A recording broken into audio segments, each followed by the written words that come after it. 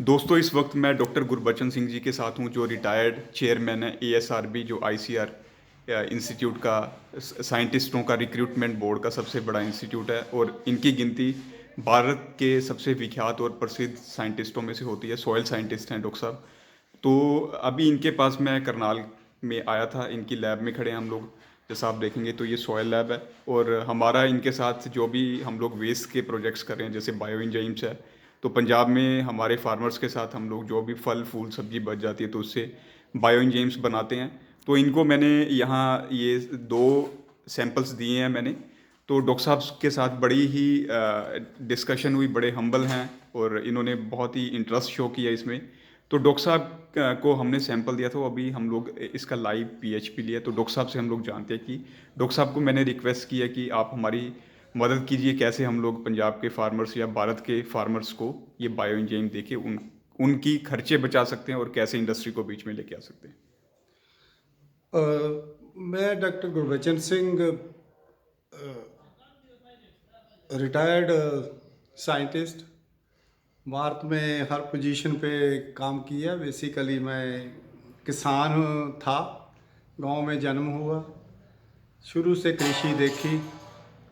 फिर मैं PhD Ludhiana university से करके सेंटर में चला गया। एक इंस्टीट्यूट है central soil salinity research institute, उसका डायरेक्टर रहा। फिर एग्रीकल्चर कमिश्नर भी भारत सरकार ने मैनू अपॉर्चुनिटी दी।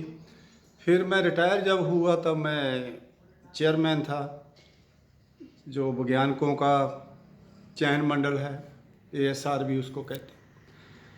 अब रिटायरमेंट के बाद ये सोचा कि भाई अब कितना हमें लिया है गवर्नमेंट से, कह लो लोगों के पैसे से, अब कुछ पे बैक किया जाए। तो हमने ये फाउंडेशन इस्टेब्लिश किया 2018 में। हमने ये जो हमारा पेंशन के पैसे थे, काफ़ी मिलते हैं पैसे, तो हमने ये फाउंडेशन बनाया और उसमें मिशन रखा कि जो हमारे गांव के बच्चे हैं, रूरल यूथ है, लड़के लड़कियां हैं, उनको कैसे साइंस से जोड़ा जाए, स्किल कैसे डेवलपमेंट की जाए, एंटरप्रेन्योरशिप एंड स्किल, और किसानों के लिए कैसे हम जहाँ जो उनको लिंक करें जो हमारी रीसेंट टेक्नोलॉजीज़ हैं। और बच्चे हैं खास करना, आजकल एग्रीकल्चर में बच्चे नहीं आना चाहते, तो हम स्कूलों के बच्चों को भी, जहाँ के हमारे जैसे प्रकृति का बड़ा दूषण हुआ है, हमारे पानी की प्रॉब्लम है, ज़मीन की प्रॉब्लम आ गई, बायोडाइवर्सिटी की आ गई, वनस्पति वातावरण में चेंज आ गया, इसको कैसे हम आने वाले समय में टैकल करें। तो ये सब जो मिशन लेके फिर हमने ये फाउंडेशन जो एक हमारे पास 6.5 एकड़ का फार्म है, इसमें हमने हर तरह का जो प्रेजेंट सिचुएशन है, सबसे बड़ी बात है कि हमें ऐसी टेक्नोलॉजी चाहिए किसानों के लिए जो उनकी लागत कम करे और उनको रेगुलर इनकम होनी चाहिए, और जो हमारे पानी है, ज़मीन है, इनकी गुणवत्ता बढ़े, और हमारी जो वनस्पति है जैसे पहले होती थी हमारे खेतों में, ऐसे ही जो पंछी आते थे वो सब चीज़ रीजनरेट हो। तो हमने जो खासकर 4-5 जहाँ हम मॉडल्स बनाए हैं, 4 साल हो गए हमें ये काम शुरू किया। पहला तो ये है कि हमने एक इंटीग्रेटेड फार्मिंग सिस्टम, मिश्रण खेती, जो हमारे पूर्वजन जहाँ हमारे बुजुर्ग करया करते थे, घर में हर चीज़ होती थी और उन दिनों में केमिकल्स नहीं होते थे, ना तो फर्टिलाइज़र होते थे, ना दवाइयाँ होती थी, फिर भी बड़ी अच्छी पैदावार होती थी क्योंकि हम हमारे पानी और ज़मीन का जो है उसकी गुणवत्ता को बनाए रखते थे। ये जो 2.5 एकड़ का हमने एक जहाँ मिश्रण खेती का इंटीग्रेटेड फार्मिंग सिस्टम बनाया है, बहुत अच्छा एक ये मॉडल है। हमने इसमें छोटा सा पॉन्ड फिशरीज़ के लिए बनाया है, उसके डाइक के ऊपर हमारे फलदार पेड़ लगे हुए हैं। हमारे पास जहाँ भैंस भी हैं, बकरी भी है, और सब्जी भी होती है इसी में चारा होता है, यानी हर चीज़ का हम रिसाइकल करते हैं जहाँ। अब मैं 4 साल के बाद जब देखता हूँ, हर चीज़ जो किसान को चाहिए वो जहाँ ही हो जाती है, उसको मार्केट जाने की ज़रूरत नहीं, सिर्फ नमक के लिए कई बारी जाना पड़ता है। दूसरा जो हमने जहाँ कितना जो हमारे फार्म का पराली है, रहंद खूंद है, उसको जहाँ ही रिसाइकल करते हैं, क्योंकि पशुओं का गोबर हो जाता है। गोबर गैस प्लांट भी हमारा है, ताकि एनर्जी की रिक्वायरमेंट भी जहाँ किसान की पूरी होनी चाहिए, और उसी को हम अपने खेतों में यूज़ करते हैं। उससे हमारी काफ़ी जो केमिकल्स का यूज़ है उसको हम काफ़ी कम कर सकते हैं, कर भी पा रहे हैं। हम 4 साल में देखा है कि हमारी फर्टिलाइजर रिक्वायरमेंट आधी से भी काम चल जाता है, फसल बहुत अच्छी होती है। तीसरी बात, जो हमारे वातावरण में परिवर्तन आ रहा है, कार्बन डाइऑक्साइड बहुत बढ़ रही है। हमने एक मॉडल, जितने हमारे फलदार पेड़ है उनको बाउंड्री के साथ लगाया हुआ है, ताकि एक तो आमदनी का सोर्स हो। 20-25 फुट जगह ही है, उसमें सारे तरह के तकरीबन 2 दर्जन फल वाले पेड़ लगे हुए हैं।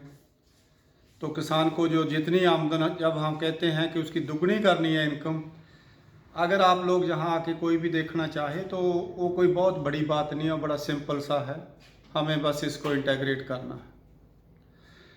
एक जो है, आजकल अच्छे बीज, अच्छे पौधे नहीं मिलते, उसके लिए हम जो नई वैरायटीज़ हैं किसी भी फसल की, चाहे गेहूं हो चाहे धान हो, उनकी जो नई नई किस्में आती हैं, उसका जहां डेमोन्स्ट्रेशन लगाते हैं सभी का, किसान आके देखते हैं, और जब वो हम उनको जब पक जाती हैं 5-5, 10-10 किलो हम बीज भी दे देते हैं। हमारा रेवेन्यू भी जनरेट हो जाता है और उनको आगे के लिए सीड मिल जाता है। इसी तरह हमने एक नर्सरी बनाई है, क्योंकि मदर प्लांट हमारे पास तकरीबन अच्छे हैं। उन्हीं से हमें एसेक्सुअल टेक्निक से हर तरह के पौधे हम रेज करते हैं, और फार्मर आते हैं वो ले जाते हैं। एक ये है कि हमने एक छोटी, क्योंकि बच्चे आते हैं, बच्चों को हम कृषि के साथ जोड़ रहे हैं। एक लैब बनाई है, आम जो नॉर्मल जो टेस्ट होते हैं, पीएच होया, ईसी होया, ऑर्गेनिक कार्बन होया, साल्ट्स होए, और जो भी है कटाइन और आयंस थोड़े हम यहाँ कर लेते हैं। बाकी फिर हमारा एमओयू है, CSSRA के साथ भी है, और हमारा जहाँ गेहूं का संस्थान है उनके साथ भी हमारा एमओयू है। तो बाकी सैंपल वहाँ एनालिसिस। आज हमें बड़ी खुशी हुई कि एक यंग बॉय जो हॉर्टिकल्चर डिपार्टमेंट पंजाब में काम कर रहे हैं, वो आज फाउंडेशन पे आए। बहुत अच्छा लगा, बड़े इनोवेटिव आइडियाज़ उनके पास हैं। अभी वो एक हमें ये केमिकल दिखा रहे थे, और ये सारा एक ही कंसेप्ट, जो मैं कमिश्नर था, हम भी अपने लेक्चर में यही कहते थे कि बहुत बेस्ट है एग्रीकल्चर में, उसको वेल्थ बनाएं। आज मेरे को देखने को मिला कि इन्होंने बेस से एक केमिकल बनाया है, और उनके कहने के मुताबिक, पहले हम बात कर रहे थे कि बहुत एसिडिक है, तो हमने सोचा बेटा चलो देखते हैं, हम लैब में हम पीएच तो 1 मिनट में कर लेंगे। अभी हमने इसका पीएच जहाँ निकाला, और ये 2.8 पीएच आया। देखो इसकी रेलेवेंस, जहाँ हरियाणा के, जहाँ पंजाब के उन एरिया के लिए जहाँ हमने अपनी सोडिक सॉइल को रिक्लेम किया है, उसके नीचे अभी भी पीएच जो है और हार्ड लेयर है। अब हम इनके साथ भी, बेटा मैं बड़ा अच्छा लगा, इनके साथ भी हम सोच रहे हैं कि हम इनके साथ काम करेंगे।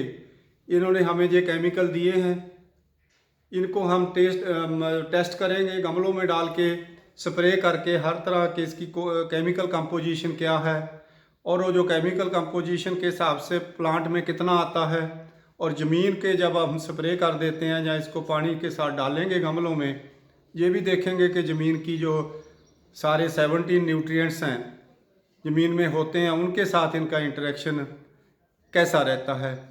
तो बड़ा अच्छा लगा इनको आज मिलके, और आगे हम, मेरा ख्याल है यही जो है साइंस में आगे बढ़ने का है, कि हम अपने बेस से अब कल ही शायद कुरुक्षेत्र में एक बहुत बड़ी कॉन्फ्रेंस हुई है, मीटिंग हुई है। हरियाणा के चीफ मिनिस्टर खट्टर साहब ने उनका वहाँ इनागुरेट किया था। मैं ख्याल सभी लोग वो भी यही चीज़ों पर ज़्यादा आजकल बातचीत हो रही है, नेचुरल फार्मिंग की, ऑर्गेनिक फार्मिंग की, जीरो वेस्ट बजटिंग की।